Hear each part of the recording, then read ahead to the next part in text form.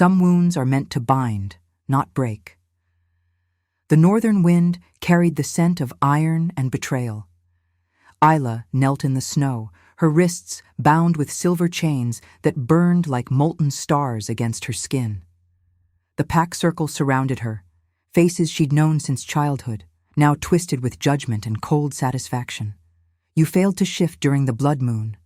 Alpha Rowan's voice cut through the frigid air. The goddess has rejected you. This pack rejects you. Her wolf had never come. 23 winters, and the beast inside her remained silent as a grave. In a world where strength was measured in fangs and fury, she was nothing, less than nothing. Please, her voice barely rose above the wind. I can still serve. I can... You're Omega filth without a wolf. Rowan's mate, Celeste, stepped forward, her eyes gleaming with cruel victory. You're a stain on our bloodline. The chains were removed, but only so they could drive her beyond the territorial markers, beyond protection, beyond mercy. Isla stumbled into the wilderness, wearing nothing but a torn dress and the silver necklace her mother had left her, a crescent moon pendant that hung heavy against her collarbones. The snow fell harder now, erasing her footprints, erasing her existence. She walked until her legs gave out, collapsed against a frozen oak. The cold was a living thing, crawling into her bones, whispering promises of sleep. This is how I die, she thought. Alone, unwanted, forgotten. But the forest had other plans. The sound came first, a wet, ragged breathing that didn't belong to any animal she knew. Then the scent, blood, sweat, and something ancient, something that made her silent wolf stir for the first time in her life. She forced herself upright. 20 paces away, half hidden by snow-laden branches, a man lay bleeding into the white earth. Not just a man, an alpha. She knew it from the way the air bent around him, from the way even dying, his presence commanded the night. His armor was shattered. A silver blade protruded from his side, black poison spreading from the wound like ink in water. His eyes, pale gold, wolf-bright even in agony, found hers. "Run," he rasped. "They're coming." She should have. Every instinct of self-preservation screamed at her to flee. But something deeper, something that had nothing to do with wolf or human, pulled her forward. Isla dropped to her knees beside him. Her fingers trembled as they wrapped around the blade's hilt. "This will hurt," she whispered. "Everything hurts." A ghost of a smile crossed his bloodless lips. "Do it." She pulled. The blade came free with a sound like tearing silk. Blood poured hot over her frozen hands. He didn't scream, just exhaled sharply, his jaw clenched so tight she heard teeth grinding. Footsteps, voices, torches blooming in the darkness like malevolent flowers. The traitor went this way. "Find him. The council wants his head by dawn." The wounded Alpha's hand shot out, gripping her wrist with desperate strength. "Hide me, please." She looked at his face, carved from northern stone, marked with scars that told stories of battles survived and honor defended. She saw something there. Not just desperation, recognition. As if he'd been searching for her his entire life. Isla made her choice. She dragged him deeper into the forest, toward a hollowed cave she'd discovered during her punishment patrols. It took all her strength. He was massive, built like war itself. But adrenaline and something more, something that felt like destiny awakening, gave her the power she needed. The cave mouth was narrow, hidden behind a frozen waterfall. She pulled him inside, just as the hunting party's torches swept past their hiding place. In the darkness, his breathing was the only sound, labored, fading. "Who are you?" she whispered. His golden eyes opened, focusing on her with an intensity that stopped her heart. "Kieran Ashenfell, king of the Northern Territories."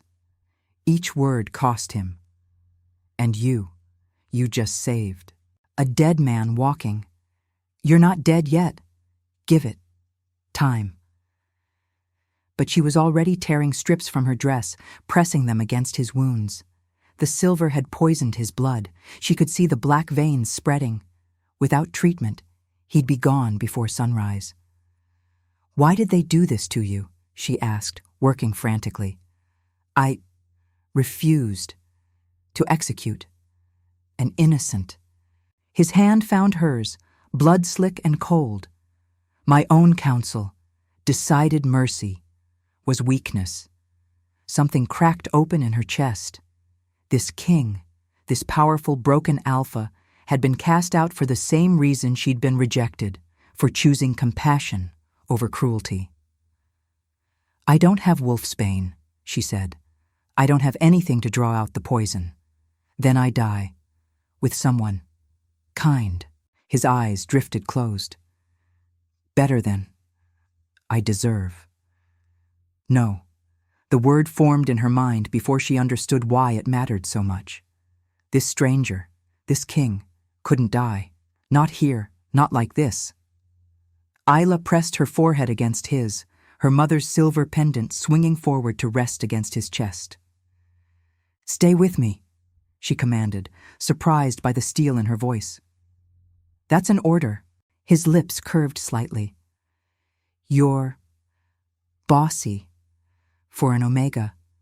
I'm a rejected Omega with nothing to lose, which makes me dangerous." Outside, the wind howled. The hunters called to each other, their voices growing distant. Inside the cave, the dying king and the broken girl breathed together, their exhales forming clouds that mingled in the frozen air. Kieran's hand tightened on hers one final time before consciousness fled. And Isla sat guard over him through the long, dark hours, watching the silver poison crawl toward his heart, knowing that when dawn came, one or both of them would be gone. But for now, in this moment, she wasn't nothing. She was the barrier between a king and death. And perhaps that was enough. The cave walls wept with melting ice as Isla worked through the night. She'd seen silver poisoning before, warriors brought back from border skirmishes, their blood turned to sludge, their wolves dying from the inside out. The pack healers used fire and prayer. She had neither. What she did have was stubbornness and the faint memory of her mother's voice. When wolfsbane fails, the moon provides. Kieran's fever climbed. His skin burned beneath her touch, yet he shivered violently. The black veins had spread from the wound across his chest, mapping his death in arterial ink. "Stay with me," she whispered, repeating it like an incantation. "You don't get to die on me, King." His eyes flickered open, unfocused, fever bright. "Lyra," he murmured. "I'm sorry. I couldn't. I'm not Lyra." Isla pressed her torn dress strips harder against the wound. "I'm Isla. Remember? The rejected Omega you ordered to save you." "Rejected?" His hand rose weakly, fingers tracing the silver pendant at her throat. "Impossible. You smell like moon water and sage, like the old magic." Delirium. It had to be. Yet when his fingertips brushed her skin, something electric passed between them, a current that made her silent wolf finally howl. The sound inside her mind was deafening. After 23 years of silence, her wolf sang. Isla gasped, pulling back. "No, that's not. I don't have a wolf." But Kieran was smiling through his pain, his golden eyes suddenly clear. "Yes, you do. She's been sleeping, waiting." Waiting for what? For someone. Worth waking. For. The words struck something deep, primal, true. Before she could respond, his body convulsed. Blood frothed at his lips, black now, poisoned through. He was dying, right here, right now. Panic clawed at her chest. The moon provides. Outside, beyond the cave, the night sky was clearing. Moonlight spilled through cracks in the stone. Silver and cold and ancient. It pooled on the cave floor like liquid metal. Without thinking, Isla grabbed Kieran's wrist and dragged him into the light. "What are you doing?" he rasped. "Saving you. or killing us both. I haven't decided yet."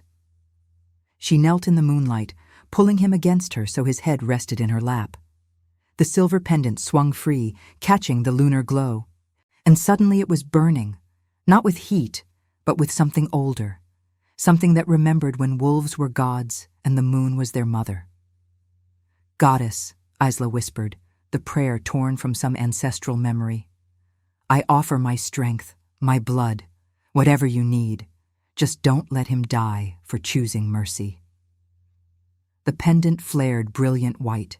Power surged through her, not wolf, but something that existed before wolves learned to wear human skin. It poured down her arms, into her hands, into Kieran's dying flesh. He screamed. The black veins began to recede, burning away like frost under sunlight. The wound in his side knitted closed, flesh weaving itself whole. His wolf, she could feel it now, massive and ancient as mountains, surged back to life. But the cost was immediate. Isla's vision darkened. Her strength drained like water through a shattered dam. She'd given everything, more than everything.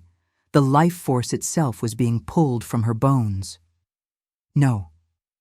Kieran's hands caught her as she collapsed. "No, you don't get to die for me."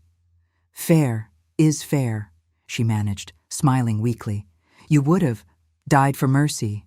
I can die for saving mercy." "Like hell." His eyes flashed pure gold, his wolf surging forward, driven by something more than gratitude, something that felt like recognition, like coming home.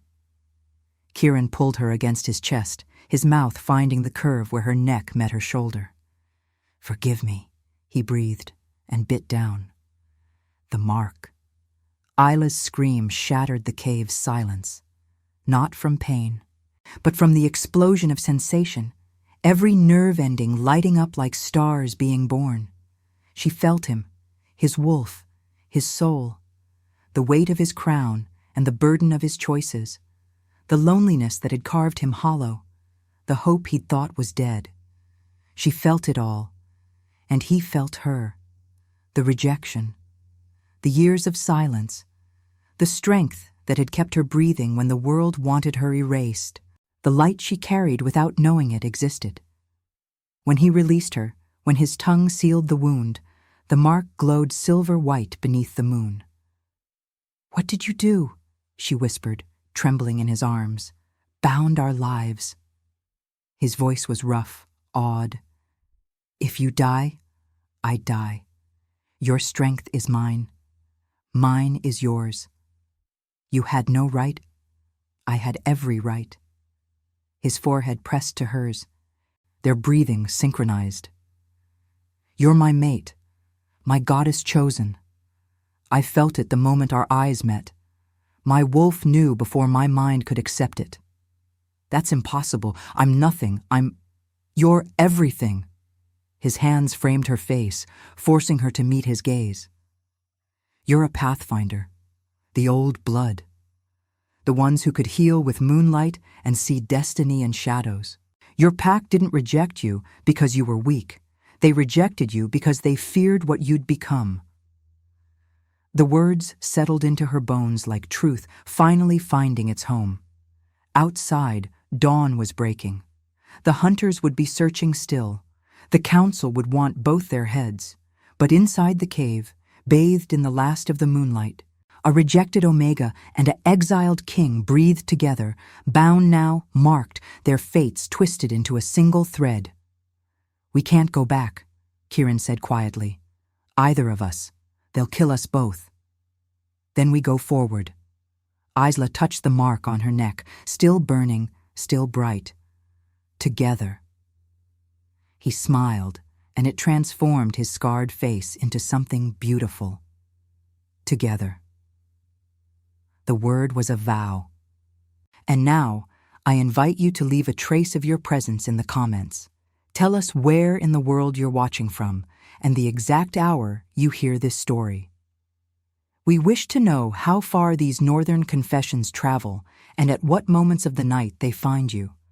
They traveled by night, two shadows moving through forests that had forgotten human names.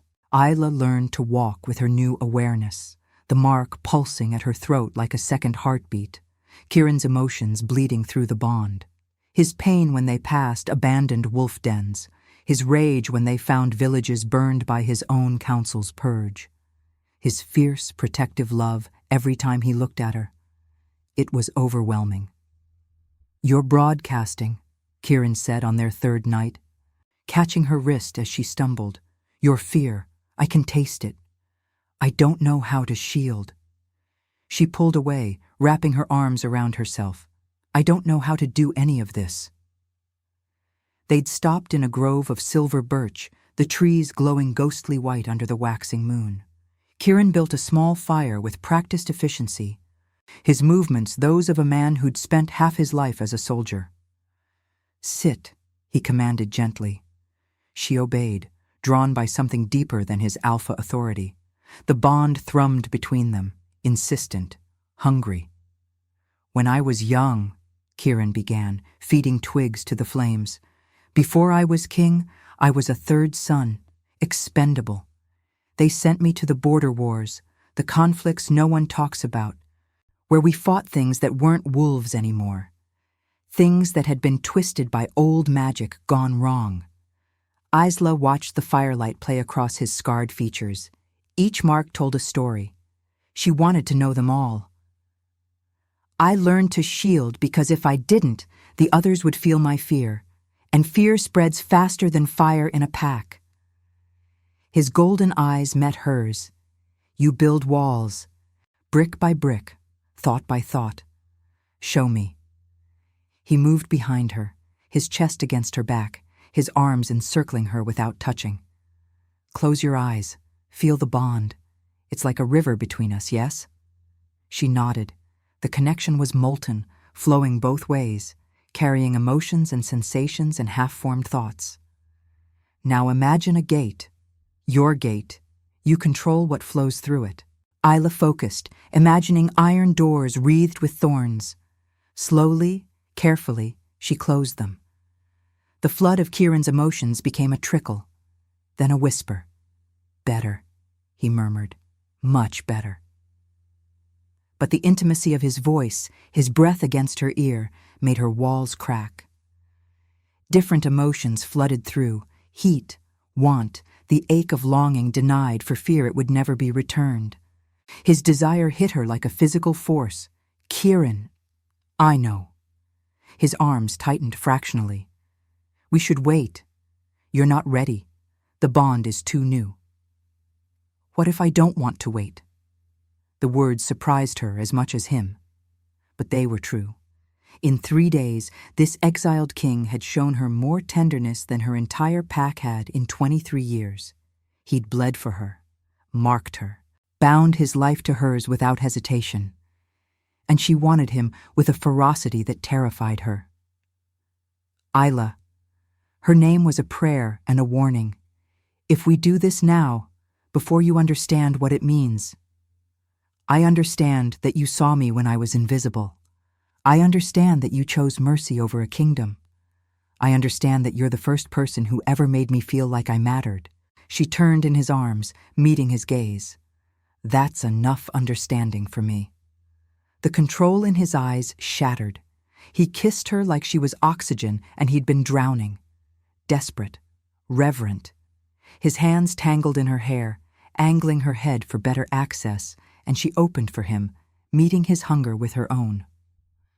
The bond exploded between them, no walls, no shields, just raw emotion and need and recognition so deep it felt like remembering something she'd known in a dozen lifetimes before this one. When they broke apart, both breathing hard, Kieran pressed his forehead to hers.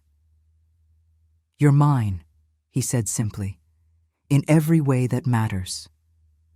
"I'm my own first," she countered. "But yes, I'm yours too." He laughed, a rough, surprised sound. "Definitely a pathfinder. You don't submit for anyone." "Is that a problem, King?" "No." His thumb traced her jaw, her lips. "It's perfect." They made love there under the hunter's moon, with wolf howls echoing distant and the birch trees bearing witness. It was clumsy and perfect and profound. A claiming, yes, but also a surrender.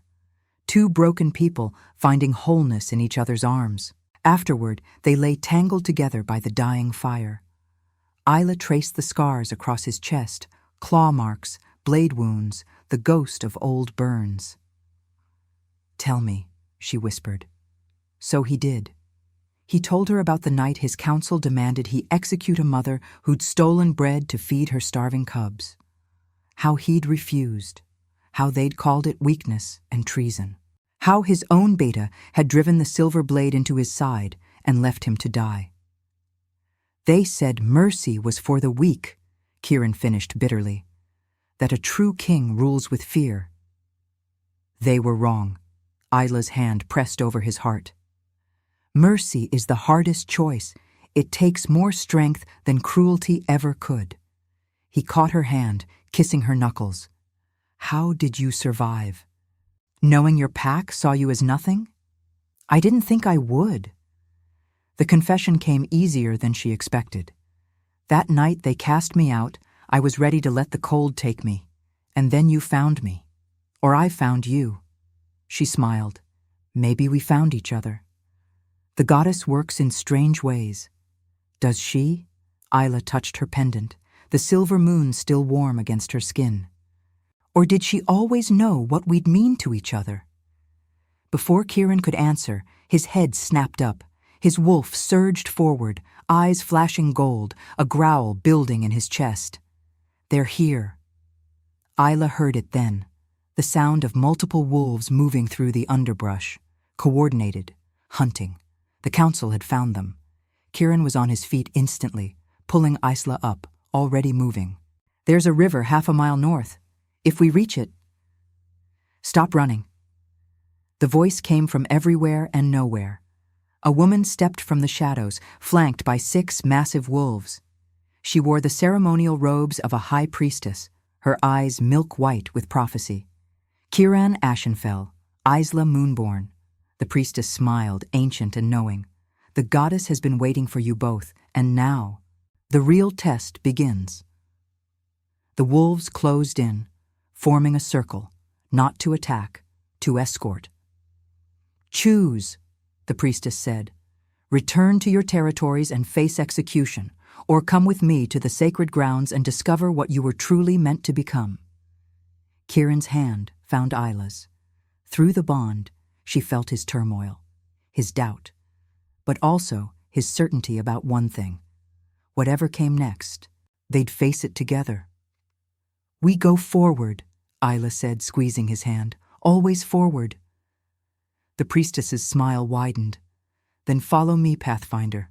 Your destiny awaits. The temple rose from the mountain like a prayer carved in stone. Isla had expected darkness, maybe danger.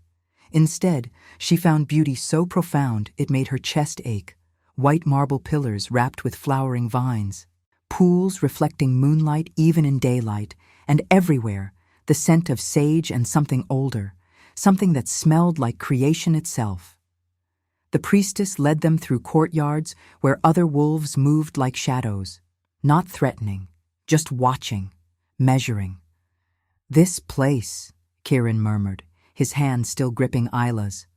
I thought it was legend. All legends are true, the priestess said without turning. They just wait for the right moment to wake. They climbed steps that seemed endless, each one carved with symbols Isla didn't recognize but somehow understood.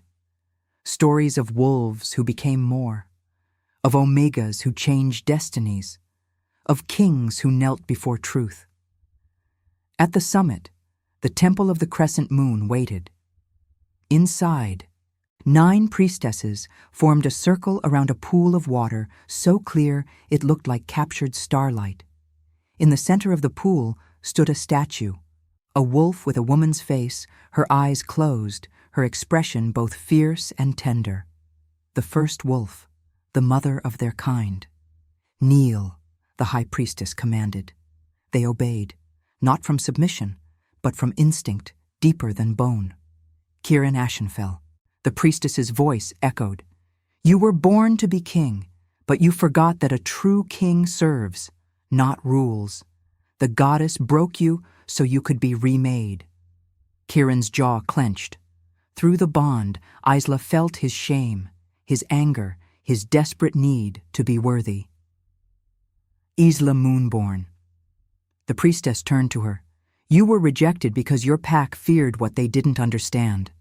You are Pathfinder, born every 3 generations to guide the lost home. Your wolf slept because she was waiting for a soul strong enough to carry her power.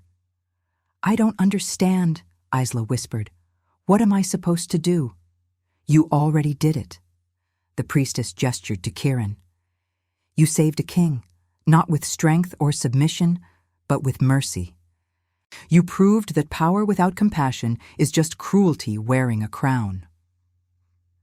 The other priestesses began to chant, low, rhythmic, in a language that predated modern wolf packs. The pool's water started to glow, silver light rising like mist. Now you must choose, the high priestess said. Both of you. She moved to Kirin first. Will you reclaim your throne? Will you lead your territories with the lesson you've learned? Or will you remain here, in sanctuary, and let others fight your battles? Kirin looked at Isla. Through the bond, she felt him asking permission, seeking her counsel. You know the answer, she said softly. You've always known. He stood, his voice strong despite his fear. I'll return. I'll face my counsel. I'll fight for the right to lead with mercy, not cruelty, even if it costs me everything. It will cost you much, the priestess warned, but you won't face it alone. She turned to Isla. And you, Pathfinder, will you walk beside this king? Will you guide not just him, but his entire territory toward a better way? Or will you take your freedom and run as far as your wolf can carry you? The choice should have been harder. She'd spent her whole life being told she was nothing. Now someone was asking her to be everything. But when she looked at Kirin, scarred, noble, trying so hard to be better than his trauma, the answer was simple. I'll go with him. Isla stood. Not because he owns me, not because of the bond, but because I choose him, every day, every moment. I choose this. The mark on her throat blazed brilliant silver. The pool exploded with light. Then receive the goddess's blessing, the high priestess declared.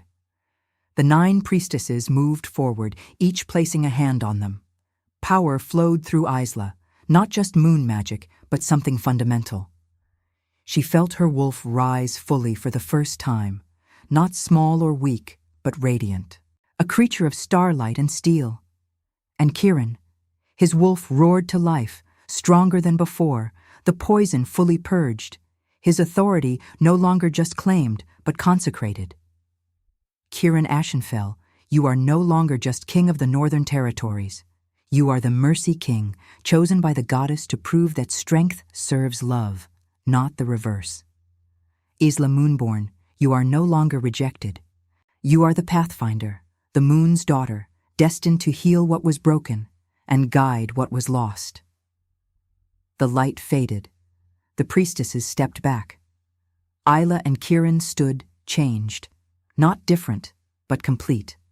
Like pieces of themselves they'd never known were missing had finally clicked into place. Now go, the high priestess said. Return to his territory, face the council, show them what true power looks like.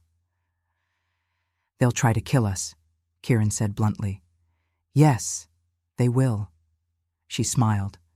But you are no longer who you were when they struck you down, and this time you don't stand alone. Isla felt the truth of it thrumming through the mark.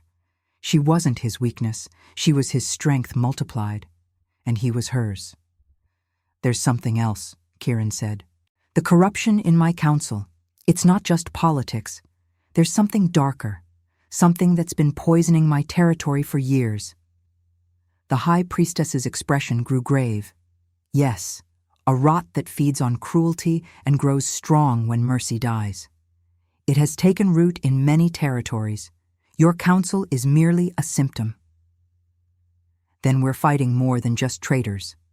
You're fighting for the soul of all wolf kind. She placed a hand on each of their shoulders, which is exactly why the goddess chose you both, the Mercy King and the Pathfinder, the perfect balance. They left the temple as the sun set, painting the mountains gold and crimson. The journey back would take days, time enough to plan, to prepare, time enough to say what needed to be said. That night, camped in a meadow full of late-blooming flowers, Isla finally asked the question she'd been holding. "Are you afraid?" Kieran pulled her against his chest, his chin resting on top of her head. "Terrified. They'll have replaced me by now, probably with someone who'll slaughter anyone who questions their rule." "Then why go back?" "Because." His arms tightened. "Because if I don't, then cruelty wins, fear wins, and every wolf who believes mercy is weakness will be proven right." He turned her to face him. "Besides, I have you now, and you make me believe impossible things might be possible." She kissed him then, soft and slow. Not passion, but promise. "We'll win," she whispered against his lips. "We have to. The goddess wouldn't bind us together just to watch us fail." "The goddess also gave us free will," Kieran pointed out, "which means we can absolutely fail." "But we won't." Isla's certainty surprised even her. "Because we're not alone anymore, either of us." Through the bond, his love washed over her like summer rain. They made love again under the stars, slower this time, learning each other, claiming and surrendering in equal measure, building something that felt like forever. Afterward, wrapped in Kieran's cloak, Isla watched the moon rise. "My mother used to say the moon remembers everything," she murmured. "Every prayer, every promise, every moment we choose love over fear." "Then she's watching us now," Kieran said, proud of her daughter, the Pathfinder who saved a king. "I didn't save you. We saved each other." "Fair enough." He kissed her temple. "Let's go save the rest of them." And as the moon climbed higher, 2 broken wolves, now made whole, began their journey back to the territories that had cast them out. Not for revenge, for redemption. The northern territory's borders were marked with fresh blood. Isla smelled it before she saw it. Wolves executed and left as warnings. Their bodies hung from trees, silver spikes through their hearts, mouths frozen open in silent screams. "Goddess!" Kieran's grief hit her through the bond like a physical blow. "These are my wolves, my people." She gripped his hand tighter. They'd known it would be bad. They hadn't expected desecration. A carved message had been gouged into the largest tree. "Mercy is treason. All who harbor the false king will share his fate." "Marcus!" Kieran spat the name like poison. "My beta. He always thought kindness was weakness." "He's wrong. Tell that to the dead." They moved carefully through the forest, avoiding patrols. Kieran knew every secret path, every hidden cave. He'd been raised in these woods, hunted here, trained here, bled here. Now he was returning as an enemy. "There's a resistance," he said quietly as they approached an abandoned mine shaft. "Has to be.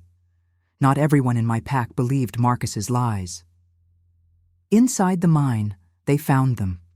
20 wolves, elders, warriors, and cubs, huddled around a struggling fire.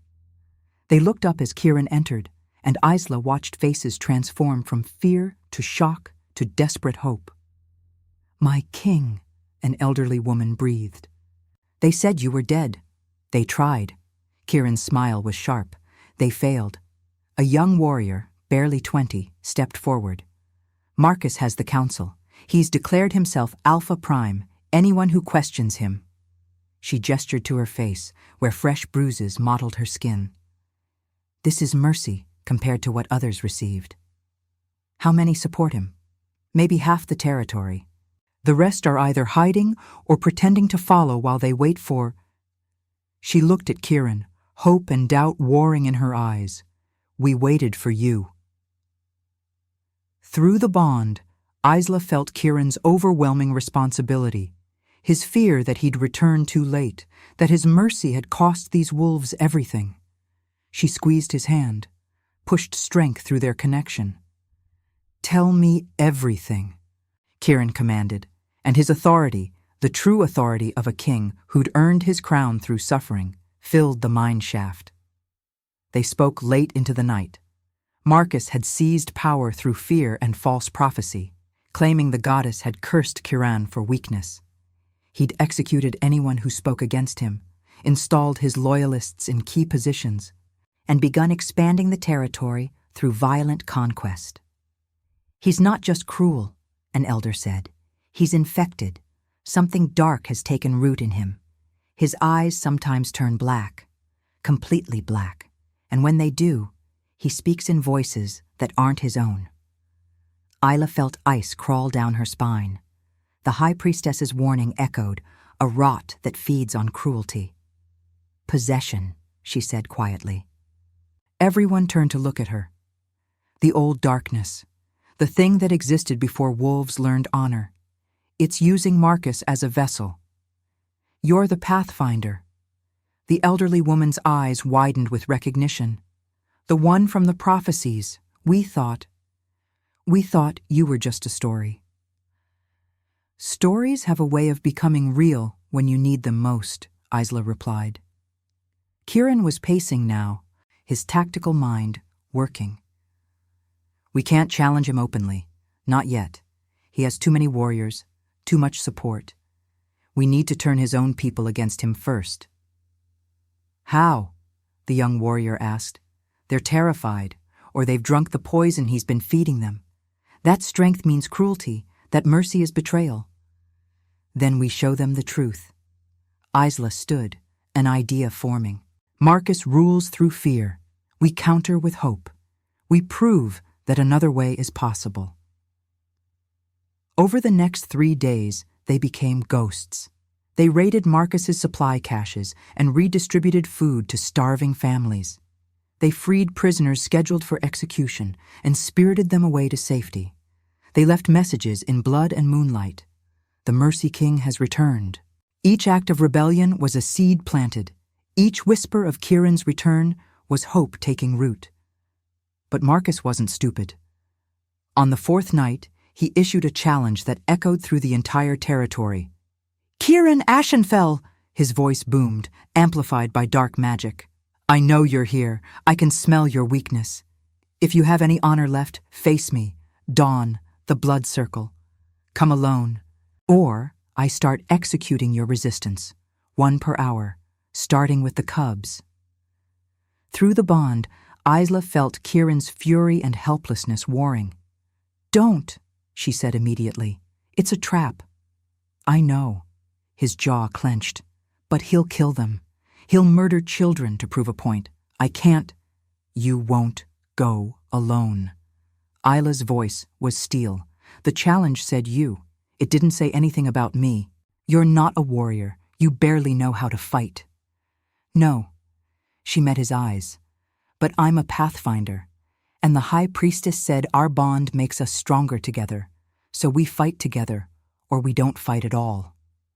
The resistance members were gathering, drawn by the argument. The elderly woman spoke first. "She's right. A true challenge should be witnessed. If Marcus breaks tradition and attacks her, the pack will see his corruption." "And if he kills her?" Kieran's voice cracked. "If I lose her to prove a point?" "Then you lose me." Isla cupped his face, forcing him to look at her. "But you won't, because we're not the same wolves we were when they cast us out. We're more now. The goddess made sure of it." She kissed him, pouring every ounce of certainty through the bond. When they parted, Kieran's eyes were blazing gold. "If we do this, we do it my way. You stay behind me. You only engage if I'm down. Promise me." "I promise to keep you alive." She smiled. "Everything else is negotiable." He laughed despite himself. Impossible woman. You're impossible woman. Mine, he agreed. Always mine. Dawn came cold and bitter. The blood circle was ancient ground, earth packed hard by generations of wolves settling disputes through combat. Marcus stood at the center, his council arrayed behind him. His eyes were indeed black, completely void of color or light. When he smiled, something that wasn't quite Marcus looked out through his face. "The false king returns," that wrong voice said, and he brought his pet, Omega. How touching. Kieran stepped into the circle, Isla at his back. "I am Kieran Ashenfell, king of the Northern Territories by blood and by right. You wear my title like stolen clothes, Marcus. It doesn't fit." "Your title?" Marcus laughed, the sound layered with multiple voices. "You gave up your title when you chose weakness, when you spared that thieving bitch and her mongrel cubs." "I chose mercy. There's a difference." "There is no difference." Marcus's form rippled, something dark and massive moving beneath his skin. "Strength is all that matters. Power, the ability to take what you want and break what opposes you." "Then you've already lost," Isla said quietly. Every eye turned to her. "Because true strength," she continued, stepping forward to stand beside Kieran, "isn't about breaking others. It's about choosing not to, even when you could. It's about lifting up the fallen instead of stepping on them. It's about—" Marcus moved like lightning, crossing the distance in a heartbeat, claws extended for her throat. Kieran intercepted him mid-leap. They collided with bone-shattering force, wolf forms erupting, and the battle began. But Isla wasn't watching the fight. She was watching the possessed Marcus's shadow and seeing the true face of the corruption, a creature of smoke and malice feeding on Marcus's hate, growing stronger with every act of cruelty he committed. The real enemy wasn't Marcus, it was the darkness wearing him like a coat. And Isla, Pathfinder, Moon's daughter, bearer of the old magic, knew exactly what she had to do. She closed her eyes and reached for her wolf, not to fight, to heal. The battle raged like a storm made flesh. Kieran and Marcus tore at each other with savage fury, their wolves massive and terrible. Blood painted the earth, bone cracked. The watching pack gasped with each brutal exchange. But Isla saw beyond the violence. She saw the shadow creature coiled around Marcus's spine, whispering poison into every thought, twisting his strength into monstrosity. She saw how it fed on his anger, his pain, his deep-buried grief for the brother he'd lost to raiders years ago. Grief that had curdled into rage, rage that had become a doorway. "Pathfinder," her wolf whispered, "this is what we were born for, not to fight darkness with claws, but with light." Isla dropped to her knees, pressed her palms against the blood-soaked earth, closed her eyes, and reached, not out, but in, into the deep well of power the goddess had awakened, into the moon magic that had slept in her bloodline for generations. The silver pendant at her throat blazed white-hot. Light poured from her hands into the ground, spreading like roots, like veins, like hope, refusing to die. It reached for Marcus, not his body, but his soul. The part of him that remembered honor, that remembered love. The shadow creature shrieked. It tried to flee, to burrow deeper into Marcus's corrupted spirit, but Isla's light was relentless. Patient. It didn't attack the darkness, it simply existed alongside it, proving that darkness wasn't inevitable, that another choice was always possible. Marcus stumbled. His wolf form flickered. Kieran seized the opportunity, pinning him, jaws at his throat. But he didn't bite down, didn't kill. "Marcus," Kieran's voice was human despite the wolf shape. "Brother, I know you're in there. Fight it. Come back to us." "Can't," Marcus rasped, and for a moment, his eyes were brown again. Human, horrified. "It's too strong. I'm too far gone." No one is too far gone. Isla's voice rang clear across the blood circle. Not while breath remains, not while choice exists.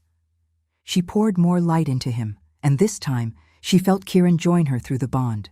His strength flowing into hers, their power combined and amplified. The Mercy King and the Pathfinder working as one. The shadow creature was burning now, dissolving like mist under sunlight.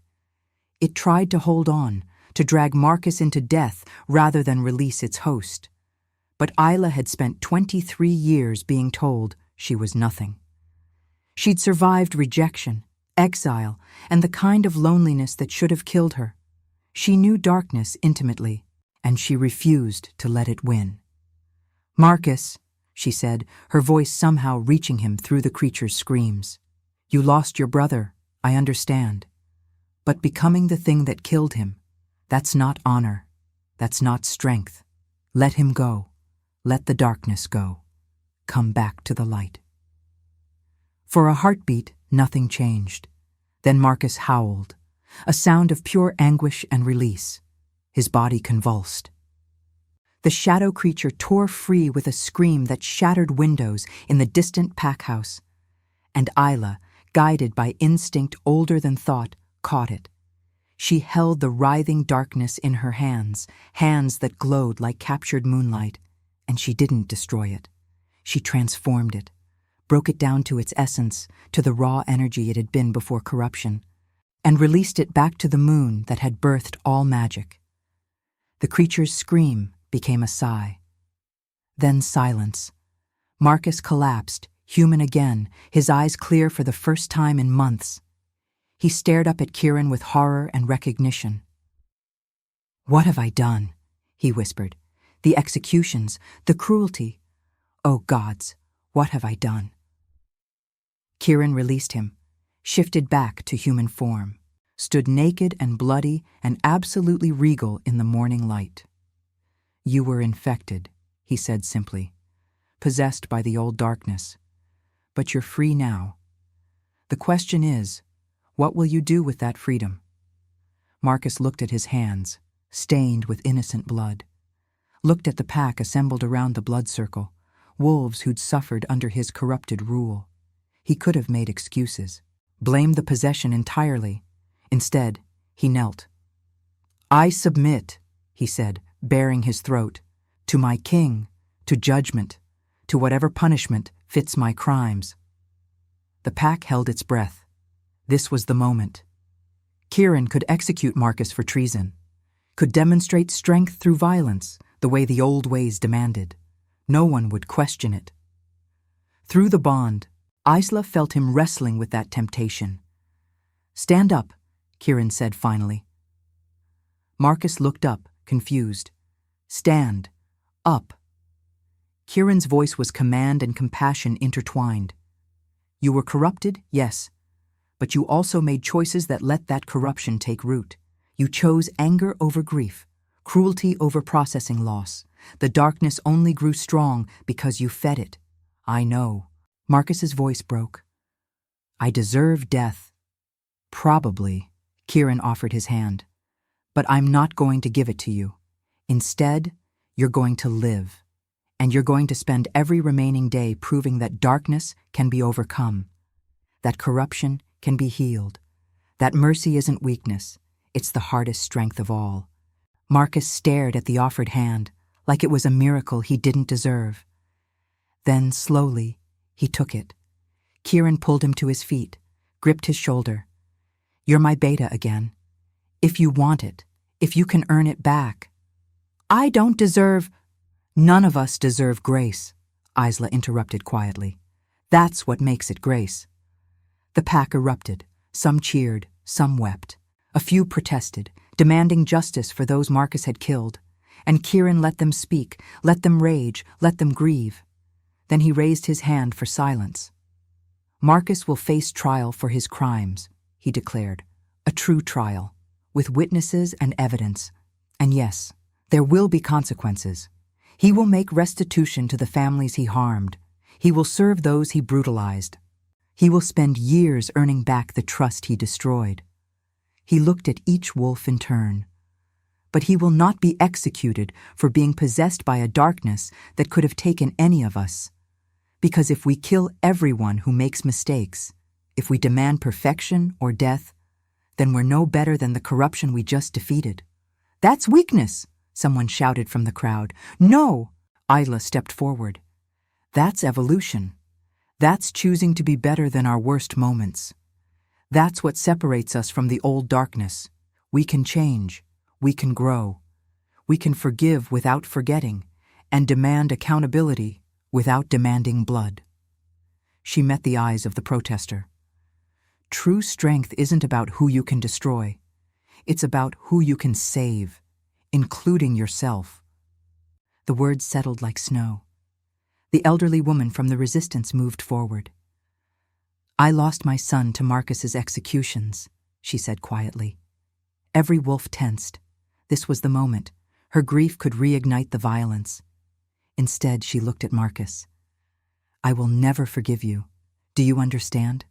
What you took from me can't be returned.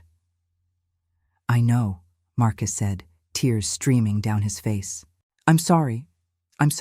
But... She held up a hand.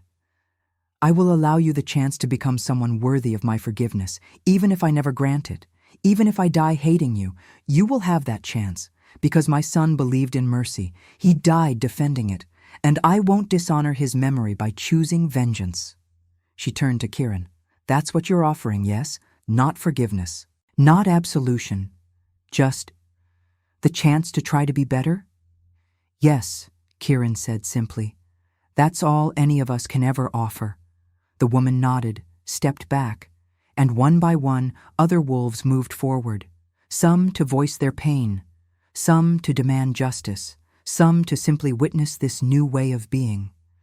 By the time the sun reached its zenith, a new order had emerged. Marcus would stand trial. He would serve. He would spend his life in atonement. But he would live. And the Northern Territory, wounded, grieving, but not broken, would move forward together. As the pack dispersed, Isla felt Kieran's exhaustion through the bond. This wasn't victory. It was just the beginning of something harder than war, the work of healing.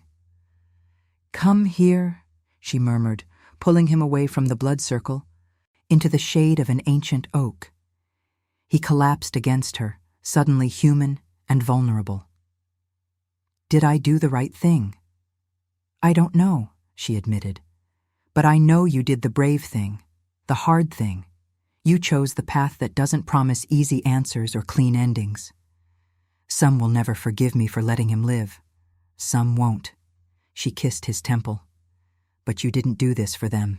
You did it because it was right. And because... She smiled. Because you're the Mercy King, whether you wanted the title or not. He laughed weakly.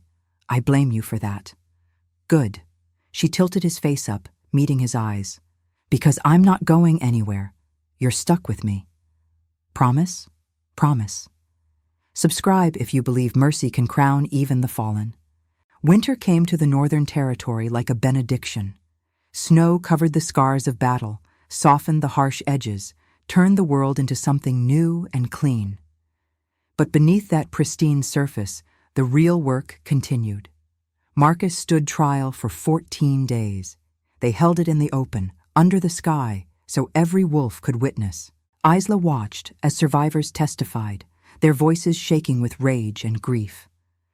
She watched Marcus listen without defending himself, without making excuses, his face carved from shame and determination. The council, newly reformed, with wolves chosen for wisdom rather than strength, debated for hours. Should possession be considered a mitigating factor? Could someone be held fully accountable for actions taken under supernatural influence? In the end, they chose a middle path. Guilty. But with a sentence focused on restoration rather than retribution. Marcus would serve 20 years in bonded labor, working to rebuild what he'd destroyed, to care for the families he'd harmed, to become someone worthy of the second chance he'd been given. I accept, he said when the sentence was read. And Isla felt through her Pathfinder senses that he meant it. Truly. Bone deep. Some wolves left the territory in protest. They couldn't stomach mercy for someone who'd caused such pain. Kieran let them go with provisions and safe passage. "Freedom means the freedom to disagree," he told Isla that night. "I won't force anyone to accept my rule. That would make me the tyrant they claim I am." "You're a better king than they deserve," she murmured. "No." He pulled her close. "I'm exactly the king they need, flawed, learning, trying to be better every day." The changes came slowly. Kieran abolished summary executions, established a system of appeals, created councils where even Omegas could voice concerns without fear. He opened the borders to refugees from other territories, wolves fleeing their own corrupt alphas, and every decision, every reform he made with Isla at his side. Not as his possession, not as his subordinate, as his equal, his partner, his queen, though she refused the formal title. "I'm not royalty," she insisted. "You're a pathfinder who saved a kingdom," Kieran countered. "That's more royal than any bloodline." The resistance members who'd hidden in the mines became the core of the new government. The elderly woman, Thora was her name, took charge of reconciliation efforts, mediating between Marcus's victims and those who supported his return to society. It was messy, painful. Some days, Isla wondered if they'd made the right choice. But then she'd see Marcus carrying water for a family whose father he'd executed. See him sitting vigil with a widow. See him slowly, painfully, becoming someone new, and she'd know. This was what transformation looked like. Not clean, not easy, but real. 3 months after the trial, a messenger arrived from the west. "Alpha Rowan requests an audience," the wolf announced. Isla's blood went cold. Rowan, the alpha who'd rejected her, cast her out to die. Through the bond, she felt Kieran's protective fury ignite. "Tell him no," Kieran growled. "Wait." Isla placed a hand on his arm. "What does he want?" The messenger shifted uncomfortably. He's heard of your mercy laws, your reforms. He wishes to discuss a treaty. And," the wolf looked directly at Isla, "he wishes to apologize." The words hung in the air like a challenge. "It's a trap," Kieran said immediately. "Maybe." Isla's mind was racing. Or maybe it's an opportunity. An opportunity for what? For him to hurt you again? No. She met his eyes. An opportunity to prove that the way we're building here, it works. That mercy isn't just viable within our territory. It can spread. You don't owe him anything, especially not forgiveness. I know. She touched the mark on her throat, still bright, still binding them. But maybe I owe it to myself, to face him not as the rejected Omega, but as who I've become. Kieran studied her face. Through the bond, she let him feel her certainty, her readiness. Finally, he nodded. Then we meet him, together. And if he so much as looks at you wrong, you'll demonstrate why they call you the Mercy King, she finished, smiling slightly, by not tearing his throat out immediately. I was going to say I'd break every bone in his body. That's my king, always finding the moderate approach. He kissed her, fierce and possessive. You're mine to protect. And you're mine to keep civilized, she countered. We balance each other. Rowan arrived 3 days later with a small escort. He looked older than Isla remembered, gray threading through his dark hair, lines of stress around his eyes. The certainty that had once armored him seemed cracked. The meeting was held in the great hall with witnesses from both packs. Kieran sat on his throne, reclaimed, reforged, now more symbol than seat of power. Isla stood beside him, refusing the smaller chair that tradition dictated. Alpha Rowan, Kieran's voice was formal, cold. You requested this audience. Speak. Rowan's eyes found Isla. Something like shame flickered across his face. I came to apologize, he said bluntly. To you, Isla Moonborn. For what I did. For what we did. The hall went silent. You rejected me, Isla said, her voice steady. Cast me out without supplies, without protection, left me to die in the snow, and you did it because I couldn't shift, because you thought I was worthless. Yes. Rowan didn't flinch from the accusation. I was wrong. Why? Kieran's voice was sharp. Why now? After months? What changed? Everything changed. Rowan looked around the hall, at the wolves of different ranks sitting together, at Marcus working quietly in the corner on repairs. I heard stories about a king who chose mercy over revenge, about a pathfinder who healed darkness itself, about a territory that was finding a better way. He turned back to Isla, and I realized I rejected you because I was afraid of what I didn't understand, afraid that your difference would make us weak. I was wrong about that too. You were weak, Isla said quietly. Not because of me, because you chose cruelty when compassion was harder, because you measured worth by violence instead of character. Rowan flinched like she'd struck him. I know. I've spent months watching my pack fracture. Wolves leaving because they saw what we did to you and couldn't stomach our brutality. Others becoming more vicious, thinking that's what strength means. My territory is tearing itself apart. Good, Kieran said flatly. Kieran, Isla murmured. What? He looked at her. He deserves to lose everything. He tried to kill you. I know. She touched his hand. But punishment without possibility of change, that's just revenge wearing a judge's robe. She looked at Rowan. You want to change your territory? To build something better?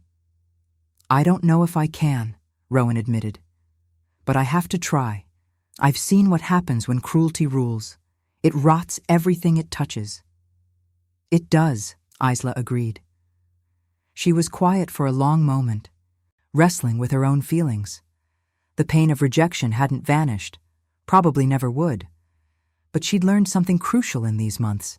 Healing wasn't about forgetting. It was about choosing not to let the wound define you. I don't forgive you, she said finally. Not yet. Maybe not ever.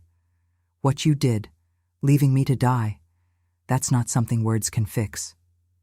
I understand. But she straightened. I will help you, not because you deserve it, because your pack does. The wolves suffering under the system you created, they deserve better. Rowan's eyes widened. You'd do that? After everything? I'm not doing it for you, Isla clarified. I'm doing it because it's right. Because mercy isn't about what people deserve. It's about what we choose to give, even when it costs us. She looked at Kieran. With my king's permission, I'd like to visit their territory. Teach them about the reforms we've made. Show them that another way is possible. Absolutely not, Kieran said immediately. You're not going anywhere near the wolves who tried to kill you. I'm going with a full escort. I'm going as a pathfinder, not as a victim. I'm going as your partner and equal. They stared at each other. The hall held its breath. Finally, Kieran sighed. You're going to do this whether I agree or not, aren't you? Yes. Fine. He turned to Rowan. But understand this. She goes under my protection. If anything happens to her, if one wolf looks at her wrong, if she's threatened in any way, I will bring the full force of my territory down on yours. Am I clear? Crystal, Rowan said, and you personally will be held responsible for her safety. Your life for hers. Agreed. Isla felt a wave of love through the bond. Kieran was terrified for her, but he trusted her enough to let her choose. That meant everything. The treaty was signed that evening, trade agreements, mutual defense. But most importantly, a commitment to share ideas, to learn from each other's reforms, to build a network of territories choosing mercy over cruelty. This is how it spreads, Thora said, watching the signing. Not through conquest, through example. Marcus, working nearby, paused. Can it really work? Can we change wolf culture itself? I don't know, Isla admitted, but we have to try, because the alternative is more corruption, more darkness, more wolves dying because mercy was called weakness. Then we try, Marcus said simply, and went back to work. That night, alone in their chambers, Kieran held Isla like she might disappear. I'm terrified, he admitted, sending you into that territory. I know, she kissed his jaw. But you're doing it anyway, because you trust me to handle it. I trust you. He pulled back to look at her. I just don't trust them. You don't have to, she smiled. You just have to trust that I'm not the same frightened Omega they cast out. I'm the Pathfinder, the Moon's daughter. I've healed a possessed wolf and helped rebuild a kingdom. I can handle one apologetic alpha. You're magnificent, he murmured. Absolutely terrifying and magnificent. I learned from the best, she kissed him properly. The king who chose mercy when understood. The continuation will preserve emotional tone and key cinematic details, but with tighter pacing and more concise narrative flow. Here's the continuation, beginning with Chapter 8. The road to Ashmore cut through forests heavy with frost, each branch glittering under the moon's pale glow. Isla rode at the front with Rowan, Kieran's wolves trailing behind, a silent escort that made every passing village bow in uneasy respect. Ashmore was smaller than the northern keep, but harsher, stone walls scarred by decades of war. The wolves there watched Isla's arrival with suspicion and something darker, shame. News of her rejection and her survival had spread. The Omega without a wolf had become queen to a king reborn. Rowan guided her into the great hall that had once been her prison. You remember this place? He asked quietly. I remember freezing on those steps while your council debated whether I was worth the air I breathed. He flinched, then let me make this right. The hall filled with his pack, alphas, betas, and omegas who lived under rigid order. Isla stood where she'd once knelt. You called me weak, she said, her voice steady. You said compassion was failure. So tell me, has your cruelty made you stronger? Silence. Then a young Omega stepped forward. No, it's broken us. That was the starting spark. Isla spoke for hours, not a sermon, but a confession, a story of survival and mercy. She spoke of Kieran's fall and rise, of Marcus's redemption, of what happens when fear yields to courage. And slowly, she saw something change. When she finished, even the most hardened alphas bowed their heads. Rowan knelt before her. Teach us, show us how you did it. I didn't save anyone alone, she answered. I just chose not to be whatever cruelty made me. You'll do the same. That night she slept in the alpha's chamber, once barred from her. Through the open window, she felt Kieran across the bond, watchful, proud, aching for her return. The moon rose, full and luminous. The goddess remembers all who choose light, when dark would be easier. Ela returned home weeks later under a blood-streaked sky. Kieran waited at the northern gate, armor dusted with snow. When she dismounted, he didn't speak. He just held her. She followed Mercy, Thora said softly behind them, and Mercy followed her back. The pack cheered, not for victory in war, but for something rarer, peace earned through struggle. That night, under the temple ruins, the Mercy King and the Pathfinder stood before the gathered wolves of both territories. Rowan's pack had joined them, seeking to rebuild under the same creed. Kieran raised his sword, the reforged silver blade that had once stabbed him, and thrust it into the ground. No more thrones built on blood. No more power without conscience. This kingdom will rise on mercy and moonlight. Isla placed her hand atop his, letting her pendant glow. And it will endure through choice. We are not bound by what we were, only by what we decide to become. The crowd echoed the vow. When the first light of dawn touched them, it turned the blade silver white, pure again. Kieran turned to her. You took the blade meant for me. And you marked me before dawn, she whispered. They smiled, the scars between them radiant in the new light. If your heart beat alongside ours, like, comment and subscribe, because every soul that joins our moon keeps the flame of redemption alive.